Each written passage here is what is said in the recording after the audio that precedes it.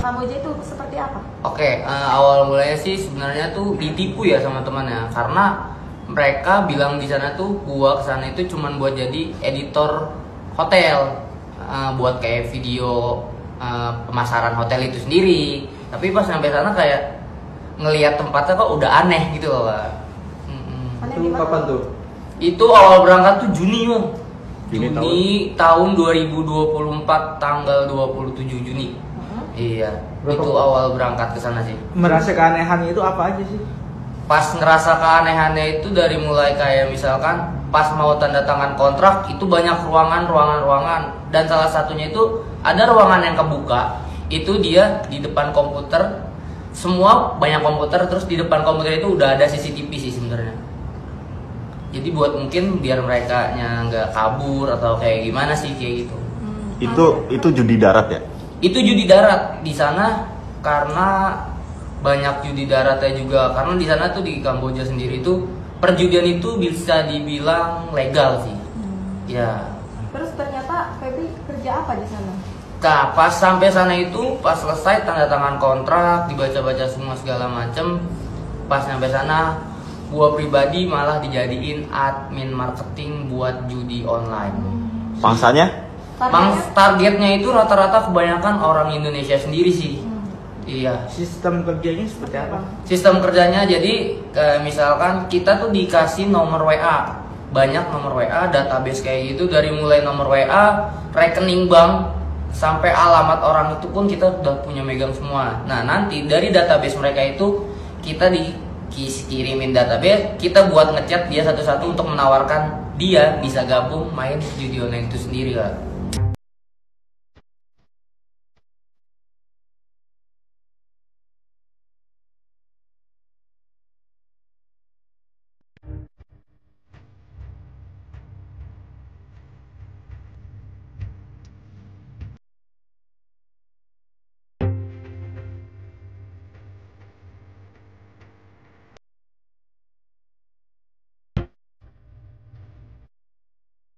Yo guys, balik lagi bersama saya tentunya Oke Kevin. Kita bahas lagi yang lagi viral, yaitu tentang TKI yang berada di Kamboja guys. Dan mereka adalah korban-korban dari penipuan ya.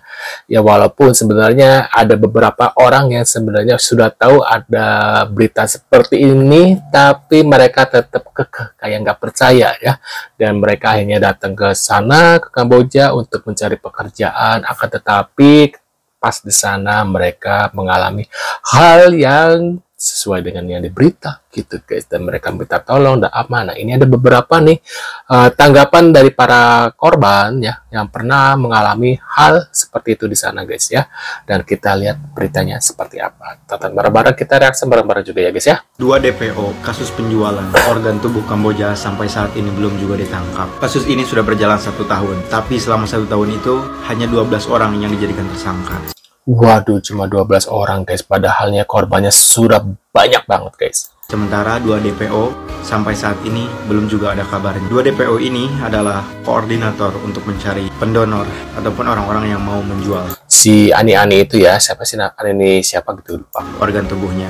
Dari 12 orang tersangka yang sudah ditetapkan, 9 diantaranya adalah mantan pendonor juga. 2 DPO ini tuh benar-benar cerdik sekali. Kalian bisa cari beritanya di mana-mana. Ya cerdik banget guys, makanya berhati-hati sama orang ini ya. Mungkin aku sudah dia bilangnya langsung ke saya tuh, nih TKI asal Banyuwangi diduga meninggal di Kamboja, sahabat ungkap fakta katanya guys. bilang kerja jadi scammer. Terakhir itu Rizal itu ketemu sama saya, dia pamit kerja di Bali. Tahu-tahu dia jalan sama temennya, tapi nggak tahu temennya itu yang ngajak siapa. Katanya pamit kerja ke Kamboja. Terus saya sempat pernah bilang, kamu nggak salah tapi pekerjaan di sana. Kamu tahu kan itu resiko. 9 Maret dia ngubungin saya, dia minta doa ke saya, doain saya mas, mudah-mudahan target. Kalau nggak target kenapa? Saya bilang gitu. Saya bisa dipindah di Myanmar atau Vietnam. Katanya kalau di Kamboja itu masih aman daripada Myanmar dan Vietnam kalau nggak salah. Kalau dia sudah dipindah ke Myanmar atau Vietnam itu yang bermasalah. Waktu mau berangkat ke Kamboja dia sempat video call sama saya bareng sama beberapa orang, entah itu ngomongnya 20 orang atau berapa orang, lumayan banyak sih. Berangkat dari mana waktu itu ceritanya? Dari Medan katanya. 26 Maret itu tak hubungin udah ini nggak bisa, nggak aktif. Waduh guys. Halo, selamat malam. Saya Ya, Dewa. selamat pagi. Saya persingkat aja. Kenapa orang-orang yang bisa di Kamboja itu bisa megang HP? Nah, sebenarnya itu buat mereka minta tebusan gitu kan dari keluarga atau dari orang-orang yang dikenal. Mereka dikasih kesempatan untuk menghubungi keluarga untuk minta tebusan gitu, salah satu contohnya, ya kan? Simpelnya gitu. Makanya mereka memanfaatkan keadaan itu untuk minta tolong atau minta bantuan. Dari sini kalian paham, ya kan? Semoga nggak ada korban lagi. Seperti itu, teman-teman. Semoga kalian juga untuk keluarga Ngapain orang kanan kiri ya? biar kalian nggak ada korban orang terdekat ya. Ya, kita lihat lagi guys. Beginilah nasib WNI di Kamboja. Sesakit itu kan mencari rezeki di negeri orang guys, kasihannya. Karena di Indonesia ini mencari pekerjaan susah gitu ya, apalagi sekarang banyak hehonya gitu ya, umur terkait apa gitu ya, sehingga banyak para rakyat yang ya rakyat kecil gitu ya mencari pekerjaan tuh sekarang harusnya sih pemerintah tuh membuat aturan ya untuk para perusahaan agar ya seperti ini guys ya, kasihan mereka ya, mereka di Indonesia daripada nganggur, mungkin mereka berpikir ya udahlah daripada gue nganggur nyusahin orang tua gitu ya, mereka juga pengen punya usaha, pengen uang sendiri, bukan hasil dari apa ya jerih payah sendiri gitu ya. Makanya mereka ya udahlah ke Kamboja, tahu-tahu mereka mendapat hal-hal seperti ini guys. Nah ini kita lihat ya videonya, ini ada lagu, aku skip ya. Tuh lihat, ini tapi nggak ada komentar. Aduh seram guys. Aduh seram guys, kita skip ya, takut ada pedal coding. Bagaimana perasaan nenek tua ini Ya pasti sedih banget sih. setelah melihat anaknya Pulang tanpa ini kan, tuh tanpa ini, dan menjadi korban. sindikat viral di Kamboja. Tulis doa dan pendapat kalian di komentar ya. Semoga yang komentar sehat selalu. Amin.